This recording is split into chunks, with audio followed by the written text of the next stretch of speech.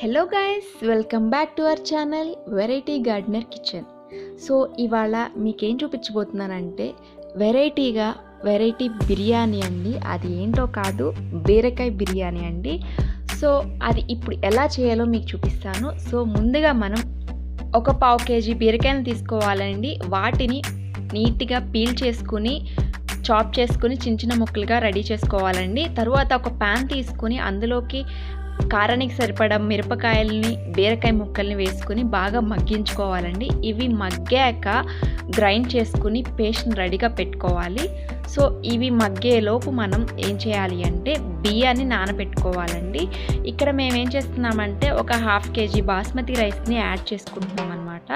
వీటిని 1 hour ముందు నానబెట్టుకున్నాము. దీంతో పాటు రాజ్మా కూడా నానబెట్టుకోవాలండి.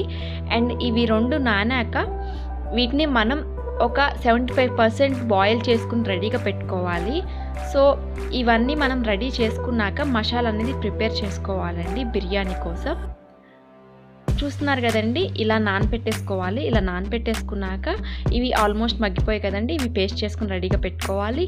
అండ్ ఇక్కడ మసాలా కోసం ఒక ప్యాన్ తీసుకుని అందులోకి సరిపడినంత ఆయిల్ వేసుకుని బిర్యానీకి సంబంధించిన దినుసులన్నీ యాడ్ చేసుకోవాలండి. వాటితో పాటు క్యారెట్, పచ్చిమిరపకాయ, ఉల్లిపాయ, టమాటో, రాజ్మా వీటిని కూడా మనం యాడ్ చేసుకుని బాగా ఎర్రగా వేగేటట్టు వేయించుకోవాలండి. ఇక్కడ మేము ఆనియన్స్ అనేది యాడ్ చేసుకోలేదు. మీ దగ్గర ఆనియన్స్ ఉంటే ఆనియన్స్ కూడా యాడ్ చేసుకోవచ్చు. ఇక్కడ చూసారు కదండి, రాజ్మా కూడా యాడ్ చేసేసాను. ఇవన్నీ బాగా వేగాలండి. వేగాక మనం ఒక tablespoon ginger garlic paste కూడా వేసుకోవాలండి. అల్లం చిన్నుపాయ పేస్ట్ అనమాట. ఇవన్నీ వేగాక మనం ముందుగా గ్రైండ్ చేసి పెట్టుకున్న బీరకాయ, పచ్చిమిరపకాయ పేస్ట్ని ఇందులోకి యాడ్ చేసుకోవాలండి. ఇది బాగా వేగాలండి. యాడ్ చేసుకున్నాక ఆయిల్ అనేది మనకి పైన కనిపించాలన్నమాట.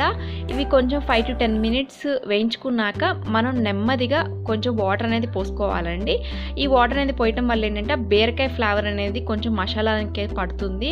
సో ఇవన్నీ కొంచెం మిక్స్ అయిపోతాయండి. ఇవన్నీ బాగా మిక్స్ అయిపోయాక ఆయిల్ అనేది మళ్ళీ పైకి వస్తుంది. ఇలా పైకి వచ్చాక మనం ముందుగా ఉడికించి పెట్టుకున్న రైస్ అనేది ఉంది కదండి, ఆ రైస్ అనేది నెమ్మదిగా దీంట్లోకి యాడ్ చేసుకోవాలండి. కలిపేటప్పుడు మాత్రం చాలా జాగ్రత్తగా కలుపుకోండి. అప్పుడు మెతుకు అనేది డిస్టర్బ్ అవ్వకుండా ఉంటుంది. అండ్ గ్రేవీ అనేది కూడా అన్నానికి బాగా పడుతుందండి. అండ్ టేస్ట్ అనేది కూడా చాలా బాగుంటుంది. మీ దగ్గర కుంకుమ పువ్వు ఉంటే కూడా దాన్ని కూడా యాడ్ చేసుకోండి. కలర్ అనేది చాలా బాగుంటుంది. ఇక్కడ మాకు అవైలబిలిటీలో లేదు కాబట్టి మేము యాడ్ చేయలేదు. ఆరెల్స్ మీ దగ్గర ఫుడ్ కలర్ ఉన్న అదైనా యాడ్ చేసుకోవచ్చండి. సో చూసారు కదండి, అన్నాన్ని యాడ్ చేసుకున్నాం అనమాట, రైస్ని. సో వీటిని చాలా జెంటిల్గా మనం మిక్స్ అనేది చేసుకోవాలండి. అండ్ రాజ్మా యాడ్ చేయటం వల్ల కూడా టేస్ట్ అనేది చాలా ఎన్హాన్స్ అవుతుందండి. అండ్ మీ దగ్గర రాజ్మా లేకపోతే జీడిపప్పు అనేది యాడ్ చేసుకోండి. దానివల్ల కూడా టేస్ట్ అనేది చాలా బాగుంటుంది. అండ్ ఈ బీరకాయతో బిర్యానీ అది మీరు ఇంతవరకు ఎప్పుడు చూసుంటారు కదా. సో ఒకసారి మీరు ఇంతవరకు ట్రై చేయకపోతే ఒకసారి ట్రై చేసి చూడండి, చాలా బాగుంటుంది. అండ్ బిర్యానీ కూడా రెడీ అయిపోయింది చూడండి. అండ్ మీకు ఎక్కడన్నా కనిపిస్తుందండి బీరకాయ అనేది, అసలు ఆ వేసినట్టు కూడా మనకి అనిపించదు అనమాట, అంత టేస్టీగా ఉంటుంది.